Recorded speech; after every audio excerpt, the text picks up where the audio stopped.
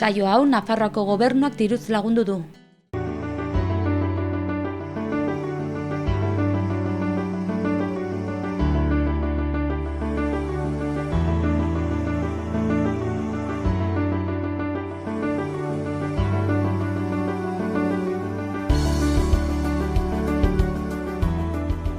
Kaixo eta ongi etorriak Pirinioak Bialde saiora. Gaur, Zunbilan eta Azparnen izango gara. Zunbilako protagonistak ondorengo hauek dira. Ame Txinda alkatesa, Irantzu Pastor uraren baiarakoa, Inigo Garapen agentziakoa, Jon Teietxea Malerrekako mankomunitatekoa eta Amaia Apezetxea apaintzailea. Eta gu Azparnen gira eta gaurko programan horiek ikusiko ditugu. Lehenik joango gira Labonontza ganbarara, Maider Lapitzekin, ondotik garagardoa jasatuko dugu Bobsbir enpresara joango baitira, beren garagardo ezberdinen ezagutzera eta bukatzeko Zinegin Zinema Festivalaren ezagutza eginen dugu Jonan Dualderekin.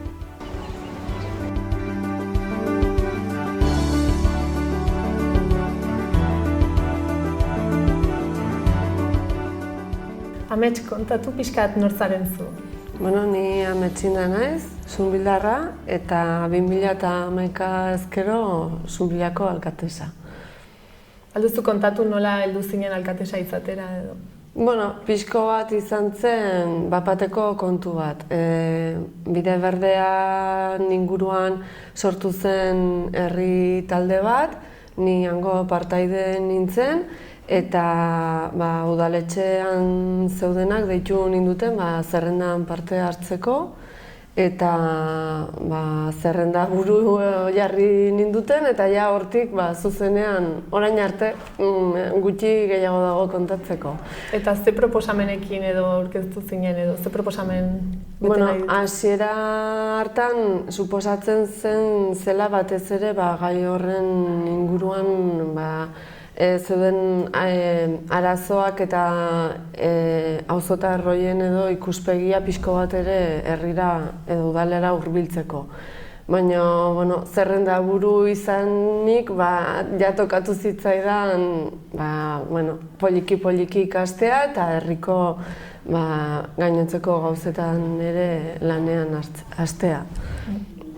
Eta ez dakien jendearentzat, aldizki guztu eman Zunbilaren inguruko datu batzuk, zenbat biztanle dituen, ze zerbitzu dira? Zunbilak ditu gaur egun 823 biztanle, naiz eta inekin ere hor arazo txiki batzuk ditugun eta datu ofizialetan gutxiago agertzen dira. Gehien bat edo nork ezagutzen duna da herrigunea, Bidasoa ibaiak zeharkatzen duna, eta badakizuen bezala bi auzotan banatzen du herria, eta gero bertze 6 baserri auzo ditugu, horiek ez direain ezagunak, eta orduan edadura herriarena beti txiste bat egiten da Sevilla baino luzeagoa dela, eta horregatik izaten da ezaguna, punta batetik bertzera luzea delako. Eta, hola datu orokor batzuk emateko, horiek. Eta lan sektoreak adibidez zeintzuk dira potenteenak edo nagusiak? Hemen herrian bertako lanak zerbitzuetatik datoz. Batez ere lehenbiziko sektorekoak, eta gehienak autonomoak dira, enpresa hitz txikiak, eta badago eraikuntzako enpresa koxkorrago bat, baina gehienak hortik. Eta gero, inguruko herritako bera Lesaka eta Legasa eta Leitzako industrialdetan horre egin dute lan, gaur egun jubilatuta daudenetako haunitzek. Eta zer aldi guztu kontatu zure alkatesa bezala izandako esperientzian? Hasieran sartzen zarela deus handirik jakin gabe, eta gero kanpotikan ikusten ez diren gauza haunitza aurkitzen direla, eta normalean kanpoan zaudenean edo harremanik ez duzunean gauzak modu batera ikusten direla, eta gero barrutik ezagututa normalki desberdintxagoak izaten direla. Eta, bueno, nire ustez, herritar guztiak udaletik pasatu beharko ginukez, gauza honitz ikasten dire, pasatu gabe ikasten ez direnak. Orduan, bueno, hori da pixko bat, nik ikusten dudana, ez? Hemen nagonetik. Gero, egunerokoan sartuta, 1000 kontu, herri txiki batean, denetik. Bai. Eta galdetu daiteke zenbateko aurrekontua duen? Bai, obra hondirik edo ez dauden urtetan, 500.000 euro ingurukoa da gure aurrekontua. Gero, obra hondiren bat egin behar den garaian, diru laguntzak eta lortzen baldin badire, hori ja aldatuz joaten da. Baina hori da gure aurrekontua. Eta batez ere gainera, aurrekontu hori lortzen da zergetatik, ze gure herriak ez ditu bertze baliabiderik. Mendia ere amankomunean dugu bertze herri batzukin batera, orduan hori, gure diru sarrerak ez dire agitzoparoak. Zeintzuk dira Zunbillaren erronka nagusiak, herri bezala? Herri bezala, eskola berria lortzea eta errepideko sarrera horiek ere duinak izatea. Horiek dira azkeneko urte luzetako erronkak eta ez ditugunak betetzea lortzen eta horretan ari gara buru belarri aspalditik eta ea azkenean lortzen dugun. Inguruko herriekin ze harreman mota baduzue? Turismoarako eta gero amankomunean antolatzen ditugun bertze-ekintza batzutako agitzona. Herri txiki bat da Zunbilla eta bertzen laguntza gabe eta elkarlana gabe ezingo lituzke gauza asko egin orduan. Mankomunitatean sartuta gaude, Malerrekako mankomunitatean, eta orduan euskara, gizarte zerbitzuak, zaborrak, denak amankomunean egiten ditugu. Orduan horri esker gauzatzen dira herrian gauza honitz. Eta mugaz bestaldeko herriekin ere existitzen da harremanen bat?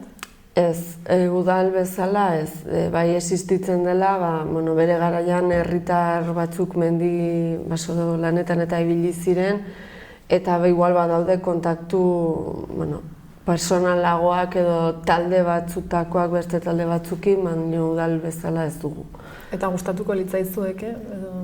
Agitza arrotza egiten zaigun kontu bat da. Badakigu hemen ondo-ondoan berak, etxalarrek eta bertze batzuk badituztela, baina gure kasuan urrun xamar gelditzen zaigun kontua da.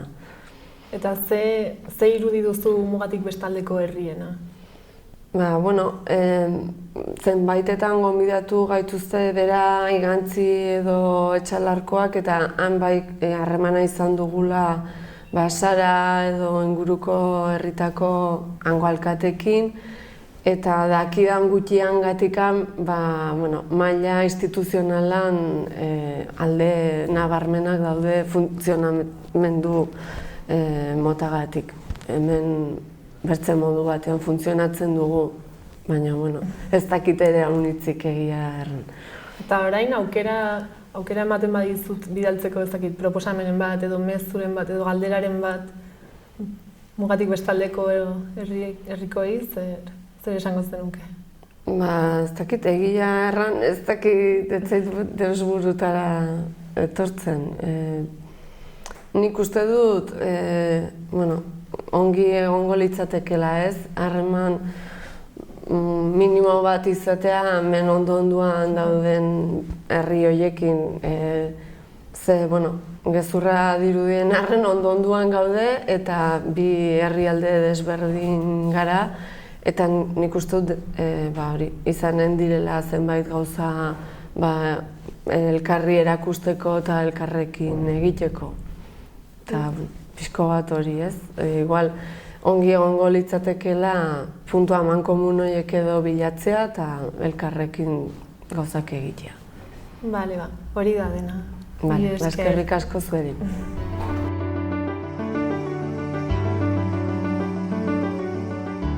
Azparen gira laborantza ganbaran, zurekin Maider Lapitz, egunon? egunon. Lehenik aurkezten duzu zure burua, eta zer egiten duzu hemen Laborantza Ganbaran, azpanen? Bai. Beraz ni eskualduna niz, sorzez, Baigorriarra, eta beti tipi-tipitik ene aitamak laborariak ziren, eta tipi-tipitik usai haukan dut baserrian lan egiteko, ardide izten, belarretan, arrasteliaikin, zenta mendiko baserria da. Eta beti maite haukan dut laborantza.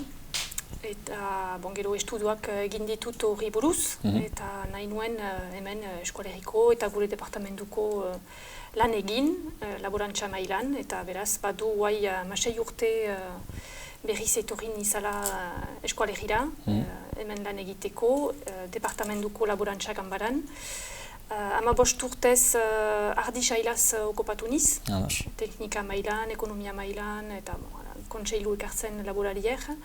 Eta guai badu urte bat Eskoalerriko kontseilariak koordinatzen dituztala, behaz sail guzietan, eta departamentu mailan hazkuntza sailak ere koordinatzen ditut.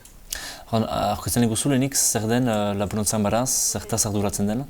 Beraz, Laborantza Ganbara partikulara da, zenta administrazio publiko bat da, baina badu berezitasun bat, laborariek dute kudeatzen Laborantza Ganbara.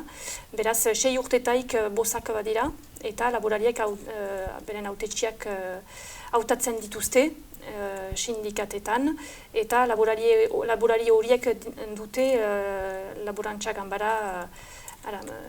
Ganbaran manatzen, eta biztan dena Frantziako estatuak urbiletik segitzen du gure lana, baina laborariek dute manatzen Laborantza Ganbara. Eta zertarako, zer da bere funtzioa? Gure funtzioa, estatuko legeek emaiten dauzgute funtzioak. Lehenik badugu misio bat laborarien interesak defenditzeko. Hori, anitz sailetan, legeari buruz, trazabilitateari buruz, gero Europako edo Frantziako lege berrieri buruz, gure helburua da Eskoalerriko eta Biarnoko laborantza familiala defenditzea eta hemengo laborariak laguntzea. Hori beste mail bat da laborarien kontseilatzea. Hor gira laborari gazteak plantatzen direlarik, edo sail berriak plantatzen direlarik, kontseilu ekartzeko, laguntzeko. Laguntzen ditugu ere behi sailan, bai behi esnedunekin, bai behi aragiaikin ari diren laborariak, nahi badute genetika ezarri beren tropetan, beren tropan, laguntzen ditugu esne pisatzen eta aragi pisatzen ere, beren emaitzako betzeko, behaz kontseilu ekartzea hori biziki importanta da gure lanean egunero. Nola martxan da bauzue zerrenda bat, laborarien zerrenda bat, edo oiak heldu dira zuen gana, bautarazo bat, eta nahi nuke laguntza horrentzat? Bai, bietaik bada, baditugu zerrendak, formakuntzak ere proposatzen ditugu, eta gero permanentziak proposatzen ditugu erri zonbaitetan, eta laborariak egiten aldira kontseilu galdegiterat behar dutelarik denetaik entxeatzen gira inalar laborariek urbil izaitea eta behar dituztenak proposatzea. Jaten zenuen, 6 urtero badirela hauteskundeak eta hautesiak badirela laborariak dutela azkenan kudeatzen. Zertarako badira hautetxe horiek zer da haien funtzioa azkenan? Berek dute manatzen laborarien menpean da Laborantza Ganbara. Estatuak so egiten du, biztan da, nola martxan den, baina laborariek dituzte hautatzen beren erraiten dute, berendako zer diren orientazioneak noat buruz nahi duten departamentuko laborantza ereman. Gaitzen dut, zertan den gaur egun laborantza Euskal Herrian zailtasun gerozta handiagoak badiren edo hobekuntzak badiren berba Laborantza Ganbarari esker? Zertan den, gure Euskal Herriko laborantza iduritzen zat alare untsa martxan dela, gero badira zailtasunak, lehenik mendiko laborantza da, behaz ez da beti denetan errez lanian hartzea, maldak badira, hori puntu bat da, gero atik, ez dira sail guziak berdin martxan, maleruski, ardi saila onokoan hasteko eta gian luzaz untsa martxan da, aspalditik ari da sormarkekin lanean, oso irrati, Agno de de Pirene, sormarka horiekin, eta untsa estrukturatua doa, ardi saila. Gero, badira beste sailak ono lana anitz egiteko badenak, aragi mailan, edo gero badira beste sail batzu untsa martxan direnak ere esperetako biperra, edo kintoa xerria ere bai, hori sail berriagoak dira, baina untsa estrukturatuak eta lan edera egiten dituztenak, eta eskualeriko laborantza dinamika eder bat bada, eskualerian. Baditugu gazte frango plantatzen direnak ere, baina balimadira ere gero eta gehiago erretretarat heltzen diren laborariak ez dute denek segidarik. Orduan hor badugu lan handi bat egiten duguna, erriekin eta erri elkargoekin, eta hemen bereziki eskualeriko erri elkargoarekin, badu zonbait urte lan hori emaiten dugula, erretretarat hurbiltzen nahi diren laborarien ikustera joaiteko, hori lan bat da egiten duguna urrik, zinez esplikatzeko laborariek zer posibilitate bat duten beren laborantza norbaiti usteko, ez palima dute familian gazte bat hartzen alduena. Beraz, anitz laguntza ekartzen ditugu, eta egia da eskualerian ono laborantza familiala da, eta hori nahi dugu atxiki zinez, eta dinamika eder bat bada, ez badira ere denak res biztan dena. Beste herrietan, hainitz entzun dugu gerozta laborari gutxiago direla, justuki ez baitira janduzun bezala berriz hartzen txaldeak, eta ere kostalean bereziki gerozta lujak gutxiago badela ere. Nola zer da zuen ikuspunduak laborantza Ganbaran? Hori egia da lujaren pundua pundu biziki importanta da guretako, baina pundu zaila da. Zenta ez da Alduna egiten dugu, guk laborantza Ganbaran, badugu zerbitzu bat urbanizazioari buruz, eta herriek beren planifikatzen dutelarik, beren urbanizazio planak egiten dituztelarik, guk emaiten dugu gure ikusteko moldea, eta biztan dena gure lana da laborari lurrak laborari kasu egiteko, ahal bezain guti joan dadin etxe berri egiteko edo hola, baina egia da hemen kostaldean zinez zail dela, zenta handitzen ari da kostaldea, beti ari dira proiektu berriak ateratzen, eta gu ahal duguna egiten dugu, baina ez da errez horri buruz zerbait soluzione errez baten atzamaitera. Lege mailan, badira arauak, justuki erriaren parte bat usteko laborariei, edo ez da deus egina... Bada posibilitatea, lurrak klasatzeko, kategoria bat edo beste kategorian, baina behar da beti hor izan kasu egiteko, zenta zonbaitek biztan dena, nahi lukete lur gehiago baliatu batimendu berrien egiteko edo etxe berrien egiteko, hor biziki importanta da guretako hor izaitea, bilkura bat ez egitea, zinez gure ikus moldea ekartzeko. Zenbat zarete gaur egun laborantza Ganbaran lan egiten guti gora bera, bakizu? Departamendu mailan egun bat gira. Gero, adnitzak departamendu guzian ibiltzen dira, kontseilu ekartzen. Badira, 30 bat, osten erraiten nauzun, horik langile berriak dira, gure departamenduko laborantza Ganbaran.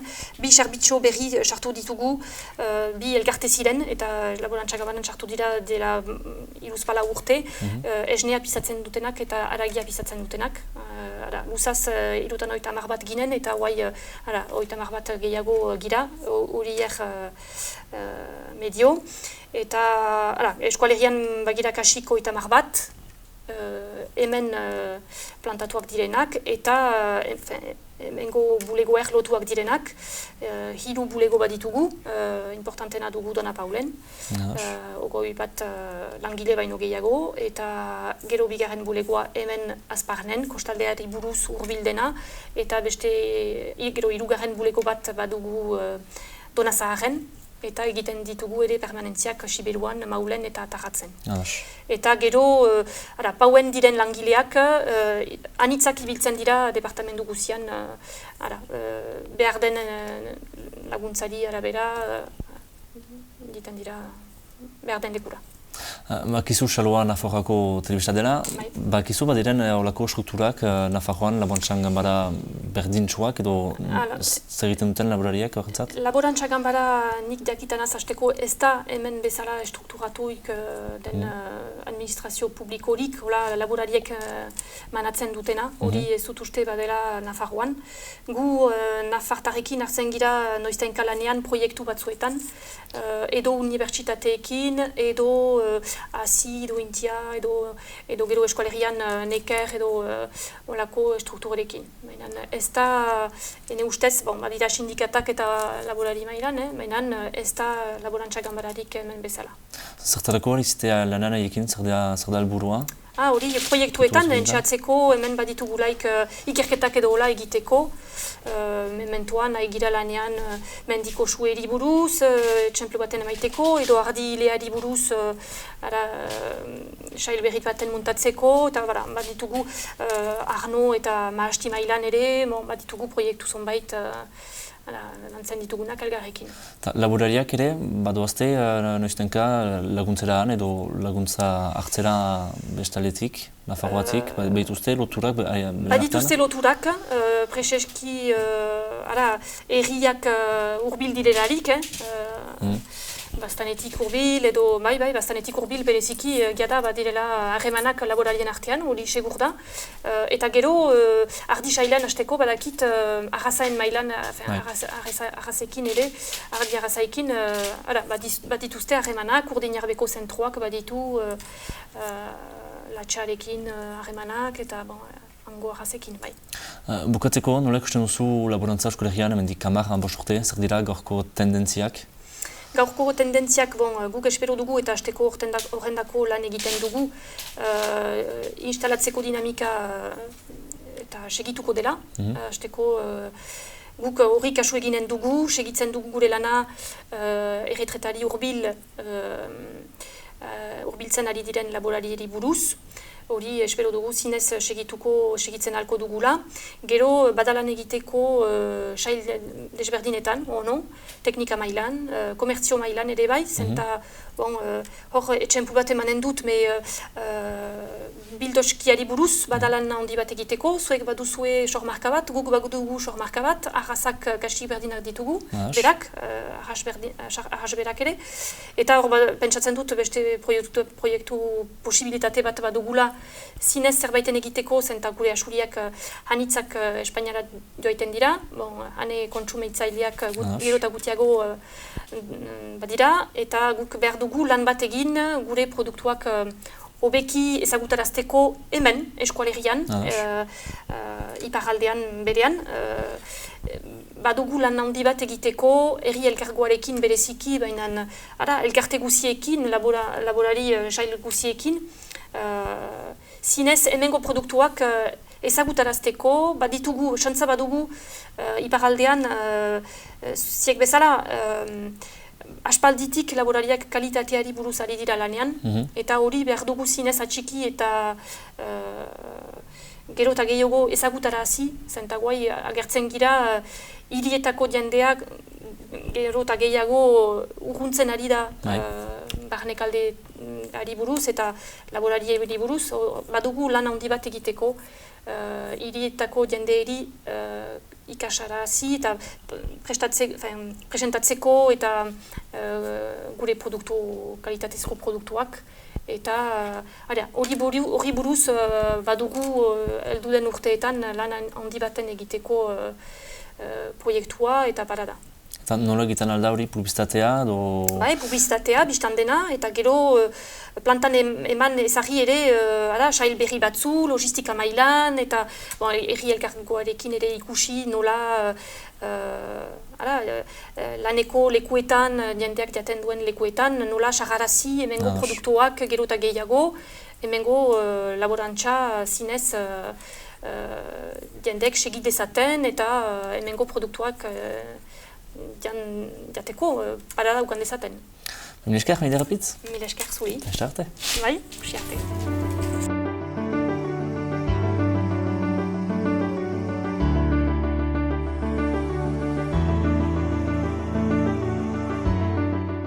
Bueno, hemen gaude Irantzurekin, konta iguzu pixkat norzaren. Bueno, ni Irantzu Pastor naiz, eta Uraren Bailarak izeneko hitzarmenan turismo teknikaria naiz. Uraren Bailarak da 18 udalen hitzarmen bat, Baztan Bidasoako 18 udalen hitzarmena, nolabait turismoa sustatzeko eta Baztan Bidasoako proiektu estrategikoak turismo arloan kasu honetan aurrera eramateko. Eta betekizun nagusia zein da? Uraren Bailarak adibidez sortu zen hori Bidasoko bide berdea kudeatzeko, kudeaketa guzien ematen dugu, adibidez Bidasoko bide berdearen garbiketa, desbrozea, promozioa, guzti hori. Eta bertzaldetik orokorrean ere zonaldeko Baztan Bidasoako herrien eta baliabide guztien promozio turistikoa ere egiten dugu, adibidez turismo azoketara joaten gara, edo webguneak kudeatzen dugu, sare sozialak, mapak inprimatu eta turismo bulegotara eraman, eta pixko bat arlo guztietan, ez? Eta gauza guzti horien kudeaketaren ardura norengan dago? Hau 2018an sortu zuten Baztan Bidasoako 18 udalauek hitzarmen bat, eta 18 udalauek jartzen dute urtero nolabait kuota bat, Uraren Bailarakera, eta horrekin osatzen da diru poltsa bat errateko, ez? Urte bukaeran onartzen dela, eta urte bukaeran onartzen dire baita hurrengo urterako proiektu guztiak eginen dena diru berri horrekin nolabait errateko, eta hor finkatzen dire ze proiektutan inbertitu nahi den edo apostu nahi den. Kasu honetan Uraren Bailaraken badaude 3 lantalde bezala, denak udal ordezkariak, kasu honetan gehienak alkateak, baina alkateak edo zinegotziak osatzen dituztenak, eta lantalde bat adibidez promozio batzordea, bertze batzorde bat izango litzake mantenimendu batzordea, bide berdearen mantenimendua eta guzti hori hitz egiten duena, eta bertze bat proiektuen batzordea edo. Eta guzti horiek osatzen dute batzorde orokor bat, dela jarraipen batzordea, nolabait elkartzen gara hor 18 udalak, urtean elkartzen gara 3-4 aldiz edo. Eta proiektu horien antolakuntza nola da, zehazki? Batzorde horietan erabakitzen da zer egin edo zer erabaki hartu eta nola gastatu inbertitu diru hori ez. Eta ni naiz horren teknikaria bezala aurrera eramaten dituztenak proiektu horiek. Eta nola osatzen duzue aurrekontua? Kasu honetan, udal bakoitzak erranduten bezala jartzen du kota bat, urte bukaeran erabakitzen dena, eta nik egiten dut lan hori ez, kalkulatzen dugu hitzarmenean adostuta dago guzti hori, kalkulatzen da hitzarmena kuota hori batez ere udal bakoitza badun biztanleen arabera, baita zenbaldo egiteko plaza badituzten, landetxe edo hotel bakoitza zenbat plaza ditun lo egiteko, eta gero baita ere udal bakoitza registratua dagoen IAE turismo inguruan, ez? Gida turistikoagoa dituzte edo bizikleta lokairu enpresa, horik dena kontatzen dute. Orduan, horrekin ateratzen da zenbaki bat, eta horrekin kalkulatzen da udal bakoitza zenbat diru jarri. Izan ere, ulertuko duzuen bezala ez da berdina baztan bat, ez? Ditula 8.000 eta piko biztanle, edo eskurra eratxun, direla herri txiki-txikiak, orduan bakoitza jartzen du bere neurriko diru bat bezala. Eta baduzue harremanik mugaz bestaldeko herriekin? Zuzenean nola ez gehiegi bai instituzio batzuekin, izan ere orain hemen zonaldean, Bidasoko bide berdea Donesteben elkartuko da ederbidea proiektu batekin, Eurobelo bat iparraldetik etortzen da, Baionatik bizikletaz egiteko ibilbidea eta hemendik sartzen da bide berdea horren zatia da, eta ederbidea proiektua, mugaz gaindiko proiektu bat da, eta horrek erran edu, Bidasoa eta Plazaolako bide berdeak elkartuko direla, aurten egiten ari hasi zen orain dela urte batzuk, eta mugaz gaindikoa da. Helburua dulako Baiona, Iruña eta Donosti elkartza denak bizikletaz egin daitezkeen bideetatik. Orduan, kasu horretan, batez ere ezain bertze herriekin, bai instituzio handiagoekin, badaude lanketa mahai batzuk bertan batera egoten garenak. Eta etorkizunari begira gustatuko litzaizueke igual harremanak sendotzea? Bestaldeko herriekin? Bai, egiarran interesgarria da, azkenean bertan gaudelako hurbil-hurbilan eta gai haunitzetan bertze ikuspuntu bat dutelako, bertze lanketa bat eta egiarran haize freskoa da eta gainera igual behar bino gutxigo ere probesten dugu, jakinda hortxe bertan ditugula bizilagunak eta kasu haunitzetan gitz aurreratuak daudela turismoan, nire kasuan, bai. Eta bestalde, konkretuki, Azparne herria ezagutzen duzu? Pasa naiz, Azparnetik, eta gelditu ere bai bueltaxka bat ematen, baina, hori baina gehiago ez dut ezagutzen zoritxarrez. Eta aukera baduzu berai mezuren bat bidaltzeko, zer esango zenieke edo galderaren bat? Bai, ongi egon entzela, harremanak gehiago sendotzea, eta nire kasuan interesatuko litzaiake akitian nola kudeatzen duten turismoa edo ze ikuspuntu duten, badakit iparraldin herri honetz turismo jasangarrian inguruan agitz aurreratua daudela, baita bizikletaren erabileran inguruan, eta uste dut horrelako edozein harreman agitz positibo izan entzela, nik uste bientzat, Bale, mila esker haunitz. Zuei.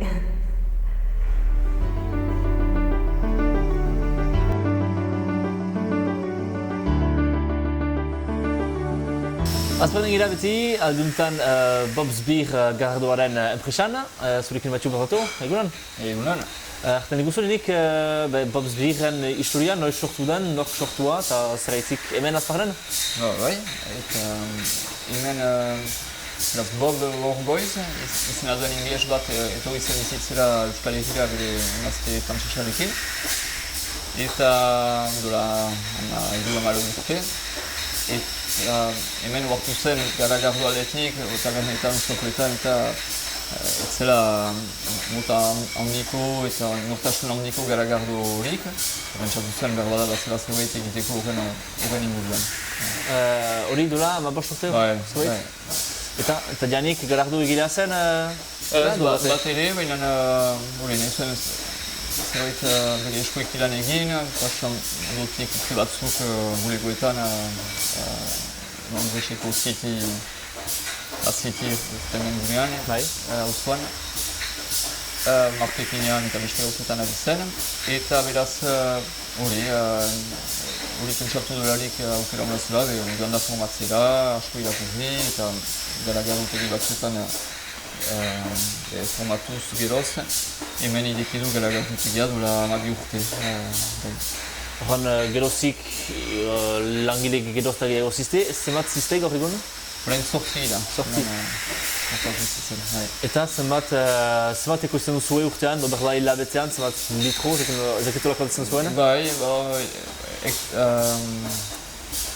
elpatzen dira, troak edo, baina hemen simple gaiteko, hastean normalki bi aldiz garagardo egiten dugu. Eta aldi euro 2500 litro ekoizten ditugu, beraz, hastean 5.000 litro. 5.000 litro hastean. Zati bat enbotilatzen duguna, botiletan saldu alizateko, beraz hori gehien bat neguan botila iniz egiten ditugu udaren saldu alizateko. Eta gero udan festivalentzat, herriko bestentzat eta barriketan sartzen dugu garagardoa. Nor dira gaur egun zuen kliente lodienak, ostatuak gehiago, edo gehiago herriko bestetako, edo festibetako jendeak? Bai, aski horrekatua da, badugu alde batetik jende arrunta, bere esteientzat edo urtebetetze edo beste festentzat garagardoa galdetzen digun jendea. Elkarte munduarekin ere ongi ari gira lanean, elkarteekin kultura ona dugu, batez ere kultur eragileekin, eta jatetxe, ostatu, profesional klase horrekin edo ere untxalan egiten dugu. Pixka bat hiru eta biek eta gero badira beste aukera batzuk ere. Astapen batean, jaten dazu korrebane banaiz, egin du blonda bat eta geroztik, bost pasei galardo gehiago badira? Zenbat iten duzu urtean zehar? Hamasei galardo ezbein ditugu, untan. Ditugu 10 bat irregularki berrizatzen ditugunak, beraz irregularki jendeak lortu alizaiteko. Eta azken urtean bost pasei berrikuntza edo saiakera atera ditugu. Batez ere IPA estiloan, aski modan den estilo bat, nortasun handiko estilo bat da horreila bat, baina lupul gehiagorekin. Eta beraz lupulak emaiten dako lingostasuna, edo amertuim dakoa. Eta Gero urtean zehar hori egiten duzute urtean zehar beti, baina baituzu ere galardo batzu egiten dira bakrik urteko momentu batzuetan, pentsatzen dut Goberriko galardoari, adibidez? Bai, tradizioz egiten da, hau egiten zen urte bukaran gehitzen ziren Malta desberdinen asketa batekin. Egia erran guk Goberriko garagardoa urte guzian zehar proposatzen dugu, bezero batzuek asko maite baitute. Eta aski desberdina baita egiten ditugun beste garagardoetaz, alkohol gehiagorekin eta malta karamelizatu bat ere erabiltzen dugu. Jaten diguzu, zer den ezberdintasuna blonda bat eta gorri baten artean, goraila baten artean, dibidez, edo beltz batekin. Zer dira azkenan ezberdintasunak fabrikazioan? Beraz, blonda eta beltz baten artean ezin dizut erran, zenta bakoitzen badira estiloa initz. Da erraitea, arnuan badira beltzak eta suriak bezala, arnu beltzan badira maastien tokien arabera eta badira familia haunitz. Riuha bat edo ekosa bat edo umedok edo bat ahunde ezberdinak izanen dira. Eta garagardoekin pixka bat hori gertatzen da, koloren berdineko garagardo batek izan ditzazke bai alkohol desberdintasun handiak, mingostasun desberdintasun handiak, gero zer izan izake gorguliak ere desberdinak izaiten aldira. Eta beraz, baina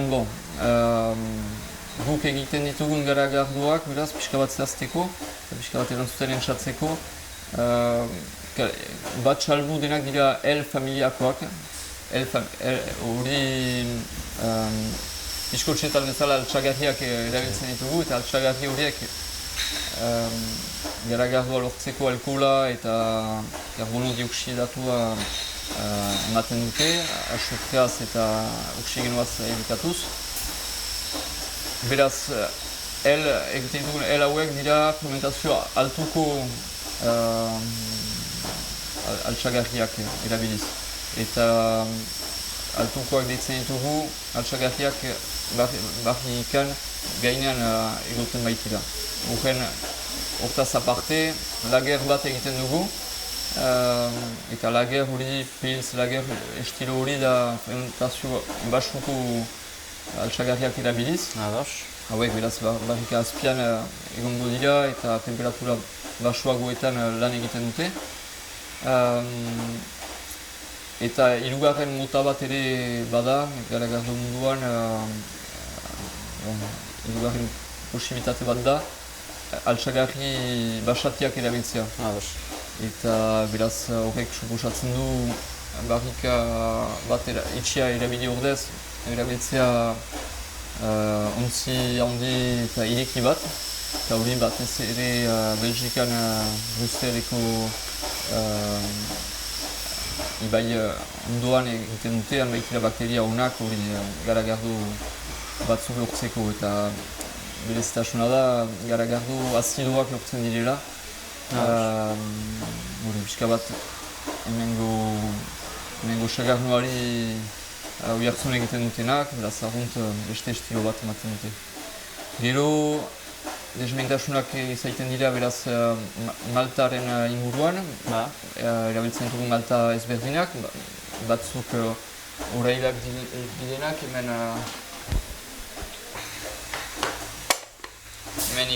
hemen ikusten da malta hori garagar malta, eta hau horia da, baina badugu lortzen dugu beltza ere, hemen bezala. Eta horrek segin duzu pixka bat kafeari mentxarazten du. Pizarro zori. Kafe edo xokoletari. Eta beraz segidan ikusten da kolore desberdintasunak ekarriko dituela maltak, baina ere gustu aldetik ere torrefakzio bat edo zerbait. Eta badugu adibidez ere malta bat ketua, ondo egon gainean lehortua dena, beraz zinazke gustu bat hartzen du. Garai-garaian garagardo guztiak baztenke pixkat gustu hori, malteria industrialak izan aintzin, hori baitzen metodua egur su gainean gari edo garagarrak lehortzen baitziren, beraz denek hartzen zuten gustu pixka bat. Baina, orain gauzak aldatu dira. Dola 10 bat urte, hasi dira Euskal Herrian gerozta gehiago gardo ezberdin izaiten, Bobz justu hastapenean orzen janik. Zer ikuspundu zue garardo berri horiei buruz, garardo tegi, ezi horietaz? Bada genetarik, batzuk hasi dira zinez mikro garagardo tegi espirituan eta hori garagardo ausartak atera nahian, gustu handiko garagardoekin. Bestalde agertu dira ere garagardotegi handiagoak, industrialagoak. Hauek momentuz gehiago garagardo nahiko klasikoekin, publiko handiarentzat diseinatuak direnak. Eta guk hainitz apreziatzen dugu dibertsitatea eta beraz mikro garagardotegi hauetaz bizke konten gira, dinamika una sortzen baitu Euskal Herri eta urgunago ere mundialki garagardoa garatzen ari da. Lehenik berroa da estatu batuetan izan den igautzarekin, baina hemen ere poliki garagardotegi gehiago dira. Eta horretan Bob untxako katu zen, 12 urte garagardotegia sortuz, merkatua gure abantailara baitugu. Baina horrek eksiritzen du ere, gu ere beti berritasunak fokusatzeko gai izaitea. Eta horretakot, azken hori urteetan entzatzen dira pixka bat estilo klasikoetaz, eta justu uraila edo beltza deitu ordez, IPA batzuk zehazten, adibidez Oliteko Columbus lupulua erabiliz, beste herrialdetako lupuluekin ere jolastuz, baina hori zehazten dugu botiletan, eta hola entzatzen dira jendartearen garagardo ezagutza orokorren maila pixka bat igutzen edo tiratzen kalitatea buruz, baina. Azkenan konkurentzia hori gauza on bat da, zuntzat ere? Bai, eta gainera momentuz gure salmentetan ez dugu beheraketarik ukan, segitzen dugu enpresa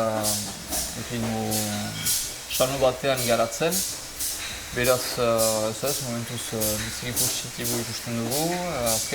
Azken aldian ustaritzen garagardo besta izan zen, eta ekartu dira, baiak erbez, arrobio, pipet, hori beste garagardo egile batzuekin, eta biziki giro sanoan.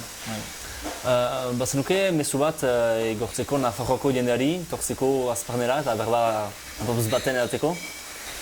Nafartarrak biziki ongi etorriak dira. Ni eta lankide batek euskaraz dakigu, beraz euskaraz azalpenak ematen dizkitzegu, Bobek inglesamen peratzen du, eta gero, zer gana.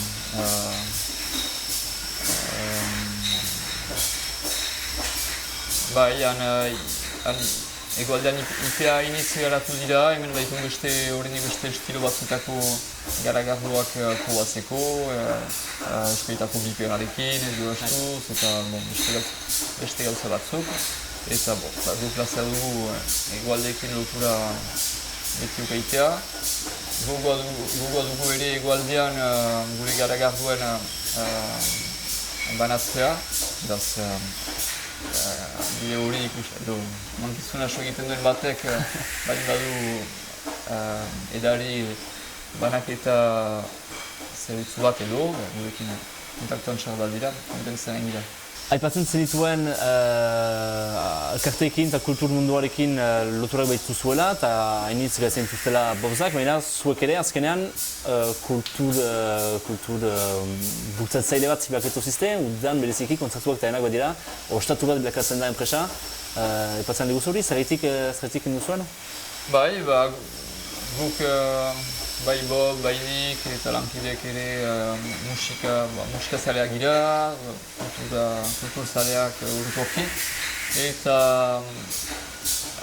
lanean sinizelarik hemen, ostatua indikitzeko beraz aukera eman zidan Bobek, hori proposatu zautan.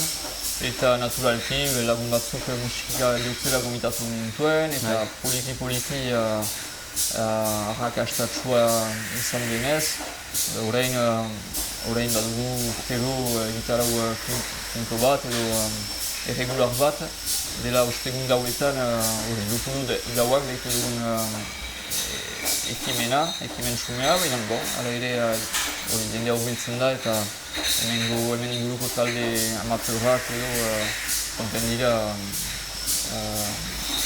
musika garagarrotegi batean gaina piskatu originala dena, beraz erudiotzea. Beraz orain arte hori dugu hainiz garatu, garai batez saioak ere bagin nintzen. Aurten ere Sira barentzat egiten dugu gau berezi bat. Bestalde, irailan normalki ez dugu gauzan direk egiten, baina aurten sukaldari batekin, Antoine Shepi deitzen dena, lan egin dugu eta garagardo eta janariaren arteko loturak zentzu zan daitezkeen edo pentsatzeko egin ditu hiru gaualdi, bat ingles janariarekin, fish and chips atuarekin, bigarrena Mexiko Las Tacos famatuekin, eta azkena Vietnameko janari mota batekin. Eta aldi oro, garagardo bereziak zango dira? Bai, kontseratzen ditugun garagardoetatik garagardo batzuk kontseratzen ditugu eta jastoratzen ditugu janariarekin batera. Bara, miskak zuri, Mathieu Braton, eta orduan laster arte luplu gauetan, adibidez, hemen Azparnen.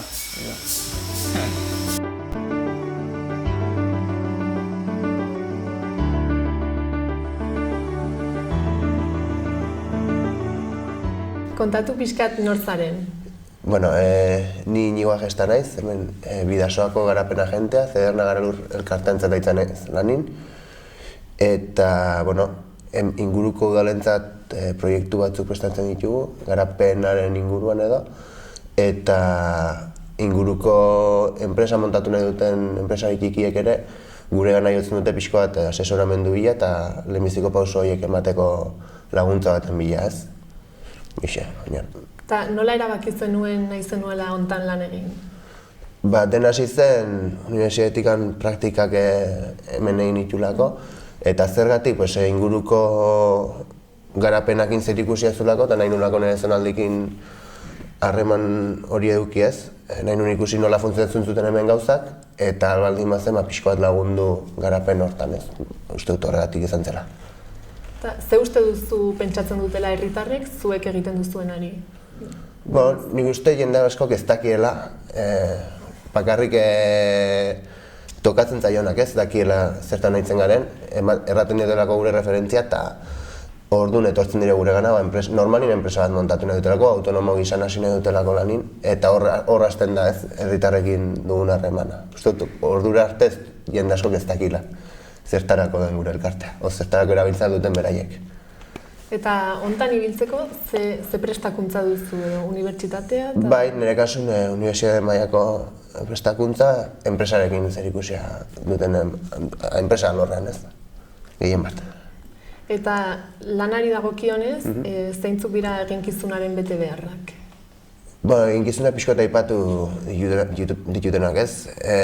Udalekin inguruko, Bidasoako udalekin bildu eta garapenaren inguruko proiektu horiek pixko laguntzen prestatu, laguntza ezberdinak jasotzeko, eta personen kasuan hori autonomo izateko lehenbiziko pauso horiek eta enpresa txikiak montatzeko lehenbiziko pauso horiek eta horietan lagundu.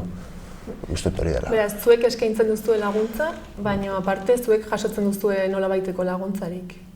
Bai, laguntza finantzieroi buruz solasin, Nafarren Enplegu Zerbitzutik jasotzen dugu dirua, asesoramendu hori emateagatik etortzen diren personei, eta gero laguntza bestelako elkarteenak ere bai ez, igual tekniko espezializatuagoak dituztelako, Intiaren kasua edo mikrokooperatiben kasuan, badaude bestelako elkarte batzuk gu baino gehiago dakitenak eta apoio hori ere badugu, laguntza zentzu hortan ere badugu. Eta ze abantaila ikusten dizkiozu zure lanpostuari? Abantaiak? Bai, edo desabantaila? Bai, ez dakit, azteko zonaldean bertan nagoela ez nire hemengoa naiz, eta zonaldean bertan lan egitea, edo zein lanetan dela ere, hori puntu positiboa da, ez? Eta,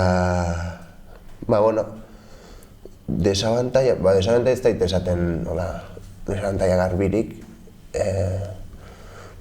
bestelako teknikok ere esango dizute, igual laguntzak batzutan gutxi daude, beste batzutan pilatu egiten dira, baina ez da gure gain helduen zerbait ez, baizik hola tokatzen da, holako pilota batzuk egiten dira, eta horiek, mina uste lan guztietan daudela holako nolabaiteko problemak edo, eta kasu honetan daudela ez, gurea.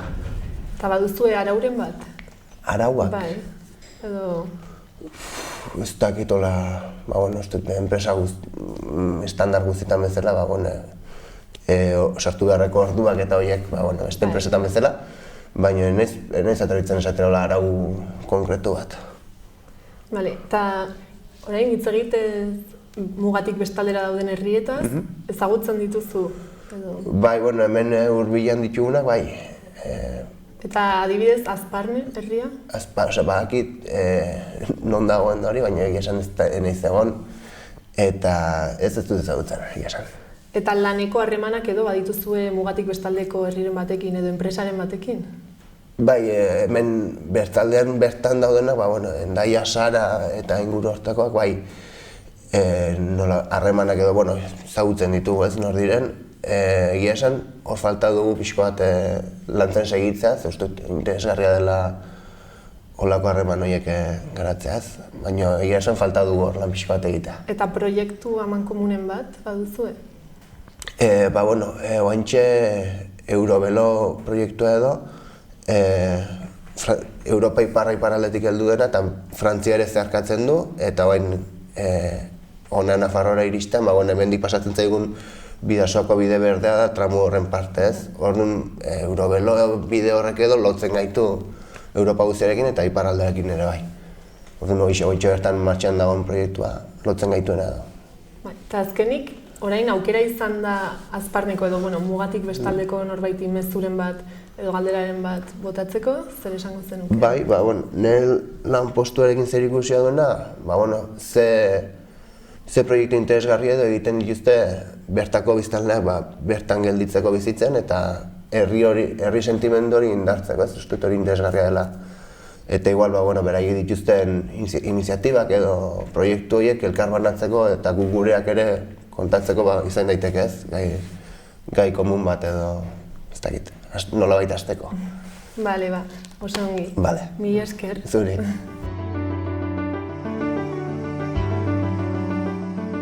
Orduan, zurekin gira aldiuntan Jona Dualde, egunan? Egunan? Zuzira partaide zinegin elkartean, zinema festival bat antolatzen duzue, egiten diguzu, historiko bat, non sortu den, zergaitik? Bai, beraz festivala sortu zen 2011an, eta garaian nintzen oino bajenean. Eta sortu ziren, deia Azparneko gazte batzuk joan ziren egoaldera ikasketak egitera. Eta han ikusi zituzten, orain ezagutzen ditugun Sheikh Altunaren filma batzuk, edo beste euskarazko film luze batzuk. Eta ez zirenak pasatzen bat ere, Ipar jaldean, ez ziren biziki gutxi pasatzen zirenak, proiektatuak zirenak. Eta beraz, horren inguruan, pentsazuten festival bat egitea, justuki permititzeko filma horiek Ipar jaldeko publikoak ere ikustea.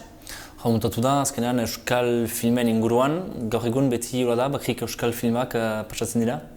Bai, euskal filmak, gero bada beti galdera zer den euskal film bat. Denez euskarazko film bat, denez filma bat euskal egian egina. Beraz, zineginen linea, nora bidea da erraitea euskarazko filmak direla. Eta salbu pasatzen ditugu dokumental batzuk, nun baden euskara edo beste hizkuntza batzuk. Ulertzen dugu dokumentalak usu gainera eginak direlarik atzegian edo parte bat euskalegian. Ez direlarik, pertsonak ez direlarik euskaldunak, hor basatzen ditugu olako filmak ere bai, baina orokorki euskarazko filmak. Bai, filmak egiten duguarik, ez dira fikzioak bakrik, dokumentalak aipatzen zintuen. Zenbat fikzio dira, eta zenbat dokumental? Gerozta gehiago fikzio ikusten dira, behar bat? Gerozta gehiago fikzio, baina orokorki dokumental gehiago. Zeren dokumentala merkeago da ekoizteko. Beraz, gehiago dokumentalak badira eta fikzioak, bai, hori segur urtez urte ikusten dela, ari dela ere indartzen ekoizpena. Eta film laburrak erain nitz badira. Zeren hor, horrein ari direnak egiten film luzeak, euskarazkoak, haintzin egin dituzte gazteago zirelarik egin dituzte film labur hainitz. Eta adibidez Donostin bada Kimuak izena duan egitura bat. Eta haiek laguntzen dituzte olako film laburrak justuki promozionatzen dituzte. Eta badira olako altsok hainitz. Nola pasten da filma baten proiektatzeko Azparnen inguruan, zinegin festivalan? Zuek joaten zizte filmen bila, edo zuzendariak, sortzaileak dira zuen gana etortzen gehiago? Usaia hartu dugu, gugira joetan, gugira normalki joetan filmen bila. Eta gero batzuetan usu film laburrentzat gazteak idazten digute, zen ez ditugu bortsa zagutzen, berriak dira eta dena. Eta usu kanpoko pertsona batzuk kontaktatzen gaituzte eta proposatzen dizkigute filmak. Eta bestenaz guk ditugu beti ekoizpen etxeak kontaktatzen, jakiteko filma berriak atera dituzten. So egiten dugu ere zinemaldian, Donostiako zinemaldian, bada Euskal Herrian eginak diren filmen selekzio bat, zinemira deitzen dena. Eta hori beti biratzen dugu ikusteko zer berritasun baden eta zain hartzen aldugun festivalaren zat. Epatzen dugu zinema, baina ez da zinema edo filma festival bat dakrik. Klip-klap egiaketa antolatzen duzu ere, epatzen diguzu, zer den hori? Bai, klip-klap lehiaketa, entzatzen gira ere beti zine kontzertu bat edo gabaldi berezi bat egiten. eta luzaz egin dira ere zinekuizak, bideopoteoak, beraz hainbat animazio festivalaren inguruan. Eta Klip-Klap, beraz da sorkuntza bultzatzeko justuki urtero gai bat proposatzen dugu eta horren inguruan egiten dute edo nork bidaltzen aldu bideo labur bat. Ados. Azparnen asida azparnarrak baditziren sortzailak, zinegilen sortzailak, baina iduriz, ez manaiz oker, aurten urruin arte dontzalete? Beraz, sortzaileak azparnekoak dira, nintzen berantago sartu niz, baina hortan badira Mathieu Bordato, Kati Pochelu, Peio Errigoyen, Matino Otzomendi, eta zakit janzten dutan. Eta horiak ziren ni berantago sartu niz, eta beti badira, batzutan heldu dira berriak ere. Eta gero jaz edizio berezia izan zen, zeren Azparneko zinema obretan zen. Beraz, ezin izan ginoen filmarik, proiektatu ginituen filma batzuk Azparnen, baina ez zineman. Eta ari ginen, ala ere, gurezat garrantzitsua zen zinema gela bat izaitea. Eta beraz, sartu ginen kontaktuan bai Urruñako zinema gelarekin eta bai Dona Paulekoarekin ere. Beraz, han izan ziren proiekzioak eta guretzat esperientzia ona izan zen, zinemekin kontaktu ona ere bai eta horra, baina ere aurten posibilitatea ukanez Azparnen egonen gira, maite dugulako, atxikitzen dugulako festival giro hori, non egun batzuaz ikusten dituzun beti ez da beti behar publikoa, baina bai, ala ere, bada publiko finko bat. Horretaz azten eguzun, noiz den, gutxi gara bera zinekin festivala? Azaro undajean da, eta beti egiten dugu Lujama eta Silaba asteburuak eta gero. Zerren arabera, bai, emaiten ditugu datak. Zer dira gaur egun tendentziak Euskal Zineman, filma luzeagoak, eta ze gai mota sozialak gehiago, humorezko filmak, zer dira tendentziak gaur egun Euskal Herrian? Galdera zaila da. Ezakit, bai. Film laburretan beti aski ringarriak dira eta beti da eszenario bat, ezakit. Bai, beti pixkat gauza ahigarriak edo eszenario joko batzuk aski, eta gero luzetan, jango nuke badela denetarik. Bada, bai, denetarik. Uste duzu geratuko dela, zinema geroztagiago, berba ere kamerak edo teknika jeskiago itan baita, seguraski, geroztagiago filma ikusko dira urrengo urteetan, zer ustez? Bai, ikusten da ere adibidez, badira film profesionalak, baina badira ere amaturrek egiten dituzten filmak, edo erdia amaturrak direnak, eta hor adibidez bat aipatzekotan, bada aurten ateratu da Napardez, ezakit entzun duzun. Ez dut uste. Eta da, en fait, filma triologia bat, eta euskal zombiak dira. Horra, eta beraz egin ditzituzten beste bi filma, deitzen zituenak, A Town of the Dead eta... Eta bigarrena... Antzident. Horra, eta horra, beraz hori ere egina da hainitz laguntzailea hainitzekin, eta... Baina ikusten da, ala ere, hastapeneko filmatik gaur egungo, hirugarren filmara evoluzio bat, bakizu teknikoki eta gauzak hobetu dira, eta... Nola gomitatuko zenuke jendea etortzea zinekin festivalera? Nafarroako jendea, Baztango jendea, berba, horiek seguraski bidatzen baitute? Atxemaitut interesgarria dela eta ezakit nola ezan, baina egia Euskal Zinema gutxi ezagutzen dugula. Ez da, gu beti saiatzen gira erakusten adibidez, orain filma luzak egiten dituztenak zein film labur egiten zituzten, eta hola pixkat profil batzuk agertzen dira, edo bai, azkenean zer den, gure euskal zinema zer den eta deskubritzeko, eta baduelako ere historio bat, eta uste dut garrantzitsua, gure kulturaren parte da, eta oraindik behar ez hain eskuragarri oraindik, baina bai, importanta iduritzen zait,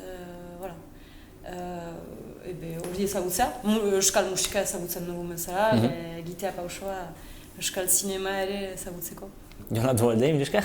Berrutaz.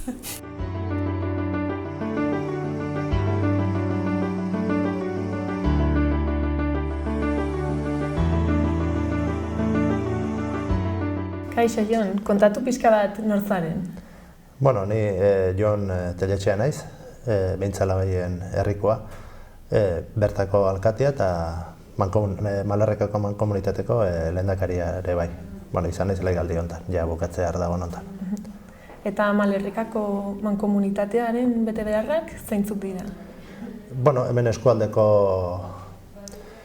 zerbitzuak eskaintzen ditugu mankomunitatea gara.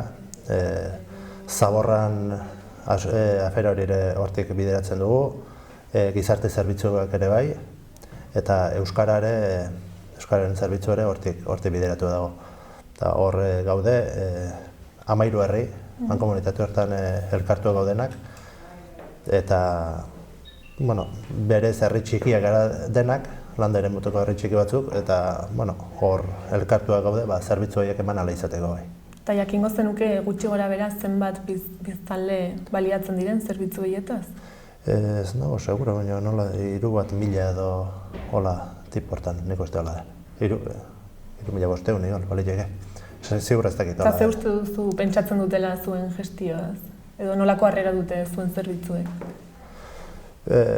Nik uste ongi ikusia dagoela hori. Badakite herri txikietan ere ez dugula ahalmenik zerbitzu horiek geren buruz eman ala izateko, baina, nik uste nahiko kontzeptu hona daukatela. Hala uste, baina ez dakit. Eta nola antolatzen zarete?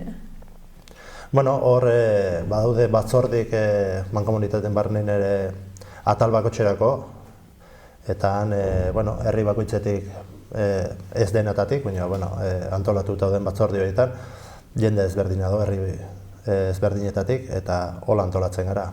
Gizarte zerbitzuetan badago batzorde bat, Euskararen ere badago beste batzorde bat, Zaborretan ere badago beste batzorde bat, eta han berez eztabaidatzen edo ikusten dire gaiak, eta gero ja orokorrin denan artean hasten dire gero erabakik ere. Eta aurrekontuaren aldetik nola funtzionatzen duzue? Badu batzorde, atal bakotxak batzu bere partida batzuk, eta handik bideratzen gara bai. Eta jasotzen dituzue diru laguntzak Nafar gobernutik? Bai, Nafar gobernutik, eta igual tartek ere izango dira, estatutik ere hasten dienak, gizarte zerbitzuetan igual zerbitzu berezin batzuk edo baldin badira, edo bai. Eta zuek eskaintzen dituzuen zerbitzuak herritarrentzat doainekoak dira? Ez, zaborrak eta hor daude tasak, eta gero etxez etxe ibiltzen dien zaintzak eta adinetako personen zaintza horiek, eta hor ere diru laguntzak egoten dira, baina beste kasu batzuetan zerbait ordaintzi ere tokatuko da, eta hola izaten da bai. Bestalde, mugaz beste aldeko herrietaz, ze ikuspegi duzu? Nik behar bada ez dut asko ere ezagutzen, baina gure gisako edo gure landare mutako herri txiki batzun ez dakit, irudia doken iburutan ezagutu egiten ditut bertan ibilen izelako, lotura berezirik ez dauket. Ez dut hola ez jenderik, ez hola ezagupen handirik ez dut, baina, Adibidez, badakizu, zuek hemen eskaintzen dituzuen zerbitzuak han nola gestionatzen dituzten?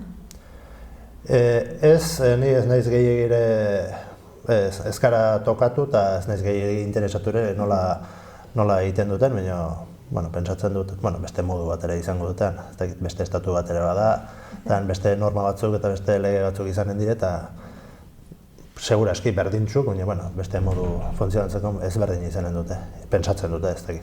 Gustatuko litzaizuke harremanen bat izatea haiekin? Bai, ez hortako nik uste irekia behar dugun izan eta elkarrekin hitz egin eta ikusi oso aberasgarria da ikustea, manera ezberdinak ere igual da. Ikuste orduan hartzen zara, honek balio du, honek hau ez du egiten gukola eta ongi dago. Konkretuki Azparne herria ezagutzen duzu? Bai, egon naiz hor, nahiko gertu harrapatzen dugu hortik bastante pasatuta Ainoa eta Ezpeleta eta Azparne eta, ibili izan naiz, baina beste sakondu gabe ez. Eta ze irudi duzu herri horretaz? Ez dakit, nire herri horiek denak asko gustatzen zaizkit, paisai aldetik eta herri modu aldetik eta oso politia dira. Baina gero nola funtzionatzen duten eta... Hortik ez dakit, seguro nola duten. Eta orai, bukatzeko, alba duzu haiei bidali mezuren bat edo galderaren bat egin, zer esango zenuke? Oain arte ez du aukerarik izan behar bada aukera edo ez zaigu bururatu ere elkarrekin zerbait harreman izatea edo eta nire partetik benipin pres gaudela beraiekin hori egiteko harremanetan jartzeko eta haiek ere gure gana lasai asko etortzen aldiela, nahi badute zerbait egiakin, guk nola antolatzen dugun eta nola funtzionatzen dugun nahi badute ikusi. Hori da dena. Hori da dena? Bai, mila esker.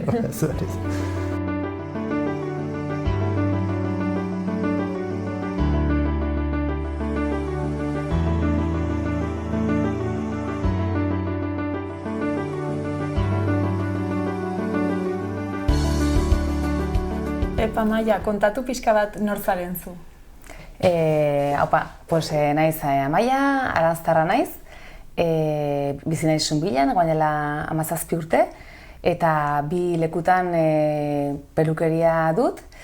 Hasi nintzen guain dela 22 urte Arantzan pelukerin, irekin nire guratzu nitxin, eta ikusiz banula hemen kanpoko inguruko herritako bezeroak, bastante bezero, orduan deziditu nuen hurbiltzea ni bezeroien gana.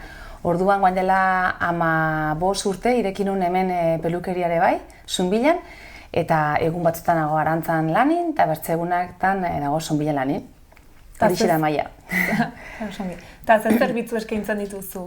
Pelukeriaz aparte? Bai, gehien bat nik pelukeria dut gustoko gehiena, estetikara egin nun, bino egileran pelukeria dut gehiena gustokona, eta nahiz eta beste zerbitzuk ematen dituzten ere, gehienetan lan egiten dut hilapaintzaile bezala. Eta ze kliente mota bat dituzu? Kliente mota gehiena ditut, beti berdintsua dut.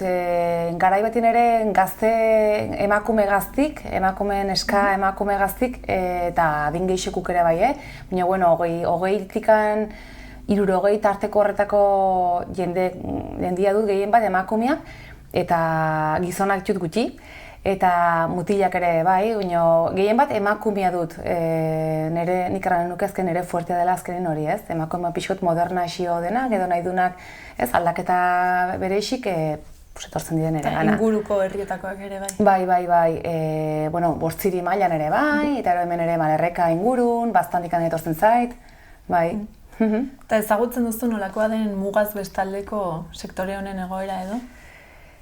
Ez dut sobera ezagutzen, bai da egia kursotan eta apuntatzen gara, hau nintzen hilapentzaileak segitu behar dugu gure lanin. Azkenin moda ez da ahitz agudo aldatzen, baina aldatzen da, urtero badire gauz berriak. Eta orduan bai da egiak kursillo batzutentako entziditzen dut iparraldeko mugaz bestaldeko hilapentzaileekin. Eta berain egoera, pentsatzen dut gure berdintsua dela, egirran ez dakit, hortan ez naiz sobera informatua, baina pentsatzen dut dela berdintxo egonen garela. Eta hortaz baduzu harremanen bat bertako hilapentzaileekin? Bai, batzuk ezagutzen ditut, errandizutena. Azkenin kursillutik handa etorrela, eta zu nungo zara, igual izkerare bai ez, desberdina orduan ditzen duzu, nungo zara, nizu garamurtikoani, urtaskoani, hola, eta bai, harreman azken badago. Eta badakizu existitzen diren berdintasun edo desberdintasunak alde honetan lan egitean edo bertan? Jo, ez dakit ze desberdintasun dauden eta berdintasunak azkenean pentsatzen dut, zerbait igual zango dela, ez? Igual bezeroekin dugun harremana hurbilagoa edo ez zainen hurbila, pentsatzen dut herri txikitan konbertsio gehienetan bezala hurbilagoa garela gure bezeroekin, ze ezagutzen garelako, eta pentsatzen dut hiri edo herri kozkorragoetan igual ez dela hain hurbila. Baina egirran ez dakit ze desberdintasun zaten alden. Mila esker. Bale, pues zuri, eskerrik asko. Nafarroa zegutzen zu? Bai, zegutzen du Nafarroa pixka bat. Eta bazoaz? Bezomitzutan, banoa bastan alderat, Elizondorat eta hola. Zunbia, erria zegutzen zu? Ez bat ere. Gustatuko izetzuke, hango jendea, gehiago zegutzea, Nafarroako jendea, Zunbiako jendea? Bai, zer gaitik ez? Zer ipatuko zenuke hango pertsona batekin, zer ustez? Zakita, Euskal Herria, Euskal Herriko jendeak zer egiten duten han, guk zer egiten dugun hemen eta partekatze bat. Eta nola gomendatuko zenuke Nafarroako pertsona bat etortzera hemen azparnera? Rango nioke herri bikain bat dela, badirela mila gauza egiteko eta ezin huts egina den herri bat dela azparne. Esker? Justaz. Ezagutzen duzu Lapurdi? Bai, hortuko daino bai. Ez asko ez. Ba ez dut izotzen egiaran Lapurdi. Aitzez bai, baina ez naiz behin ere gondo. Eta Azparne herria? Azparne herria ez dut izotzen. Ez. Ez. Pues Azparne herriakin igual pasatzen da. Aitua bai, baina ez naiz behin ere gondo. Eta nola imaginatzen duzu izan daitekela Azparne eta bertako jendea? Pues, nik uste Zunbilla bezala herri txiki bat, eta... Lasai xamarra ematen uste dut zanen dela. Ez dut izautzen, oseak... Bueno, ni pentsatzen dut izanen direla hemen bezala herri txikiak, herri euskaldunak eta hango jendia pentsatzen dut jende hona izanen dela, hemen ingurun bezala. Eta gustatuko litzaizuke hango norbait ezagutzea? Bueno, beti da ongi kanpoko jendia izautzia, herritik kanpo. Pues ez dut oloko, ez, zaitin posten. Pues bai. Bai, zergatik ez. Eta hortarako zer egin beharko lukete, haiek ona etorri edo zu prest egongo zinatekeara joateko? Bueno, azan beharko zen bien gauza, gu garata eta horiek onara. Berdintzait. Bueno, pues joan marko gineko guara.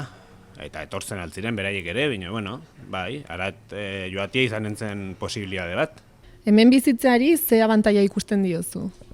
Hemen bizitzari, pues herri lasai bat dela, gustora bizitzen garela hemen, denak izautzen gara, jende guztia, salutu, ez dakit. Pues ez dakit.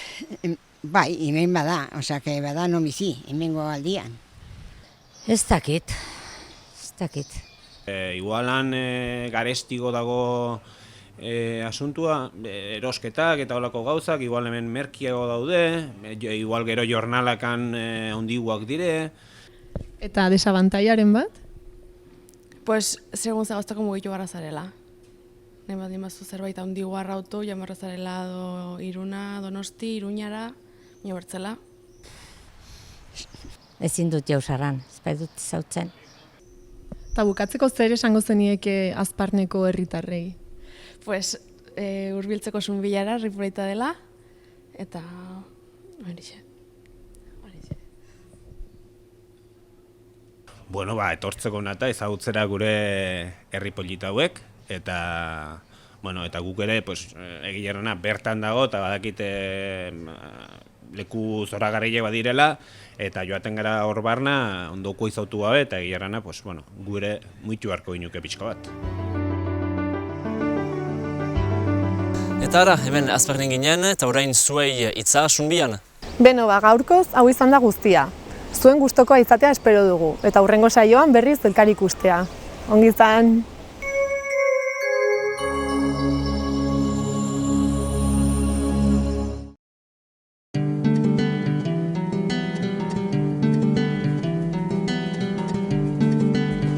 Saio hau Nafarroako gobernuak diruz lagundu du.